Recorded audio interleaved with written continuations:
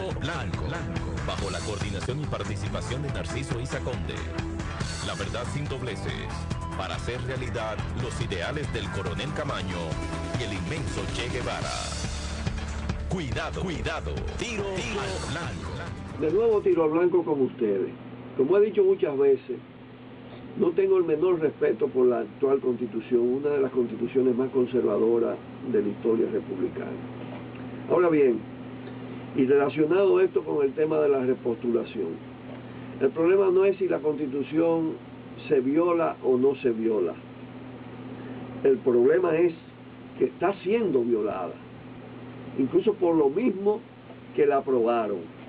La campaña por la postulación, repostulación de Leonel Fernández, viola la Constitución, que estableció con toda claridad que eso no se debía hacer. Pero además, creo que el problema no es tampoco si se reforma o no se reforma la Constitución, o mejor dicho, concentrar el debate alrededor de este tema, si debe ser reformada o no debe ser reformada.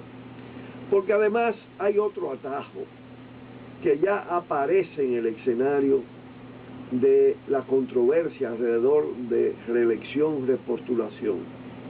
Y es el atajo de crear una controversia.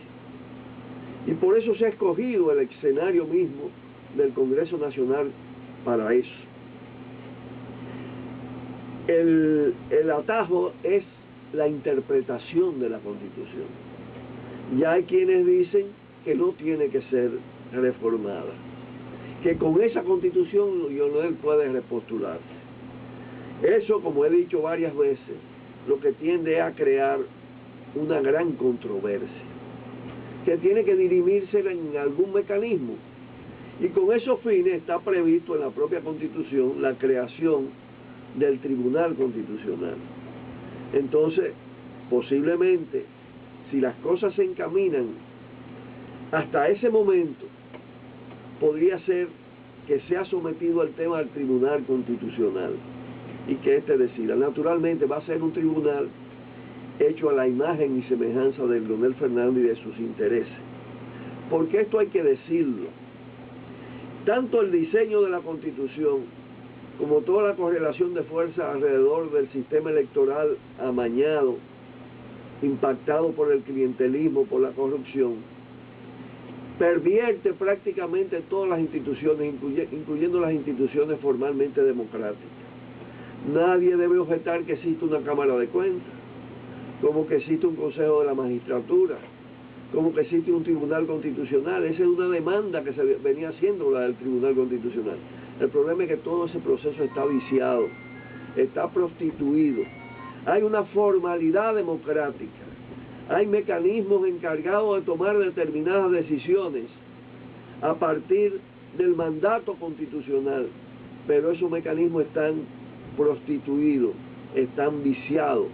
Todo lo que van saliendo, miren ustedes lo que pasó con la Junta Central Electoral, y va a pasar lo mismo con el Consejo de la Magistratura, y va a pasar lo mismo con la Cámara de Cuentas. Todo eso es ponerse a hacer propuestas sobre eso, es ponerse de mojiganga. Todo eso está previamente calculado y determinado. Y la correlación de fuerza en el Senado, la correlación de fuerza en el Congreso, le da a Leonel para imponer la correlación de fuerza que él quiere a su favor en esos mecanismos que van a tomar esas decisiones. De manera que estamos entrampados en un círculo vicioso. El problema va a dirimirse fundamentalmente alrededor ya de la sociedad y del debate en la sociedad y de la fuerza que se mueve. Porque el hecho de que Leonel tenga la intención de repostularse o de usar la repostulación para también crear una determinada situación favorable a él, que condicione todavía más los mecanismos institucionales, no quiere decir que él se salga con la suya en todos los aspectos. Él está apostando fundamentalmente en dos líneas.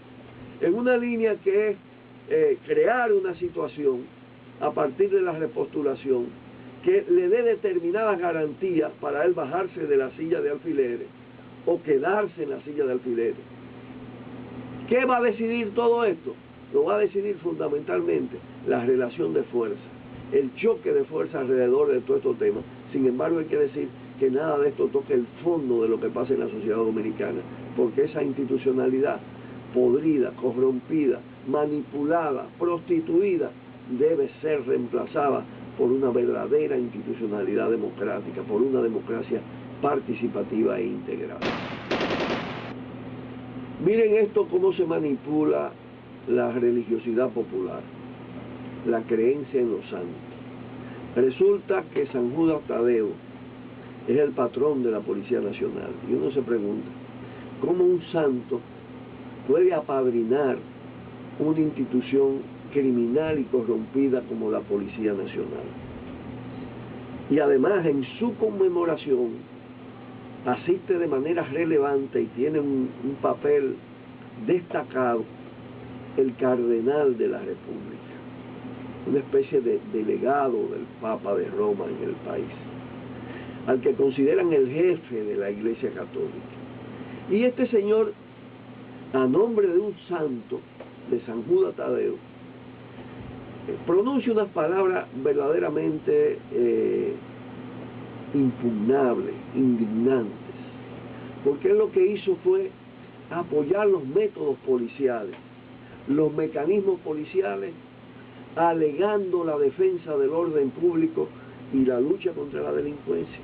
Y uno tiene que preguntarse también de nuevo, ¿y cómo un organismo copado por la delincuencia, un organismo con estructuras criminales que matan, que torturan, que roban, que extorsionan, puede a su vez combatir la delincuencia? ¿Cómo delincuencia uniformada puede acabar o combatir eficazmente la delincuencia no uniformada cuando están asociadas y compitiendo en la escena de los delitos, en la escena del robo, en la escena del crimen permanentemente?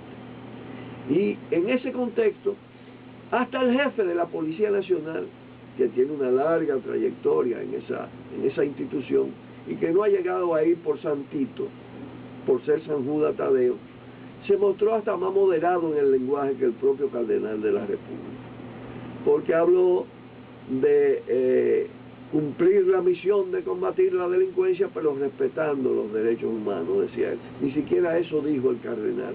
Ahora, ojo, el jefe de la policía habló de la aplicación del plan de seguridad democrática, y ese precisamente ha sido el plan de la criminalidad policial, copiado de Colombia, con asesoría colombiana. Es un plan que tiene en su centro la criminalización de la delincuencia pobre en alto grado, pero además de los barrios pobres en sentido general. Se trata de criminalizar la protesta como lo hemos vivido y lo hemos sufrido en los últimos años. El plan de seguridad democrática ni es democrático ni es de seguridad. La tragedia del cólera en Haití tiene detrás de sí muchas tragedias. La tragedia de la conquista, la tragedia del colonialismo, específicamente en el caso haitiano del cruel colonialismo francés, la tragedia de la recolonización neoliberal y antes que ella de el neocolonialismo estadounidense. Ambos están estrechamente vinculados, uno antecede al otro. Procesos que empobrecieron en grado extremo la sociedad haitiana. Pero junto con eso ha estado presente la violencia sobre el pueblo haitiano, las dictaduras militares, las intervenciones militares, incluso la más reciente, la que encarna la MINUSTAH. El tema no es quién llevó la bacteria del cólera a Haití. Eso será muy difícil de determinar. O si se reactivó alguna bacteria dormida en medio de tanta mugre, de tanta insalubridad. Ese no es el problema. El problema es que Haití es una sociedad altamente vulnerable por el empobrecimiento de su naturaleza y de sus seres humanos. Altamente vulnerable. Cualquier bacteria, cualquier fenómeno natural, hasta un aguacero, se convierte o se puede convertir en Haití en una tragedia. Y hay que establecer entonces quiénes son los responsables de que eso pase. de que eso acontezca. Porque no es accidental que sea en Haití que se haya reproducido de tal manera, tan amenazante, el cólera.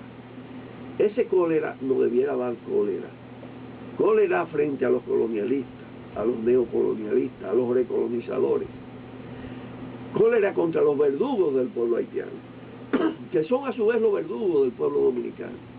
Y naturalmente que este país también tiene no tanta vulnerabilidad, pero tiene mucha vulnerabilidad frente a esos fenómenos y frente a esa bacteria. Y por eso hay mucha tensión en la República Dominicana. En este tema hay que ir al fondo también de las cosas. Hay que ir a la necesidad de las transformaciones que nos permitan rescatar nuestra soberanía, rescatar la democracia que el pueblo quiere, la democracia participativa, rescatar la justicia social, lograr que lo que produzcan estos pueblos con su trabajo, que es mucho su trabajo, se quede en nuestro propio pueblo. Pero es que Haití además hoy es escenario de la política imperial por razones geoestratégicas, como lo es en general todo el Caribe, pero las islas del Caribe, porque el Caribe es una bisagra importante entre los hemisferios, es el paso entre dos océanos. El Caribe tiene una importancia militar y por eso está ocupado por los Estados Unidos, pero también puede tener una importancia geoeconómica oculta, y me refiero específicamente a la riqueza en el subsuelo. Se habla de riqueza en petróleo, se habla de riqueza en litio, se habla de riqueza en oro. Las tropas están ahí para eso. Y por eso, como están para eso y para saquear, no están para sanar. No es todo lo contrario. Han creado las condiciones, han empeorado las condiciones para que Haití sea azotado, esta vez por el cólera. Vamos a encolerizarnos contra los imperialistas. Vamos a desatar nuestras energías para que nuestra isla sea libre e independiente. Al blanco, bajo la coordinación y participación de Narciso Isa Conde. La verdad sin dobleces, para hacer realidad los ideales del coronel Camaño y el inmenso Che Guevara. Cuidado, tiro al blanco.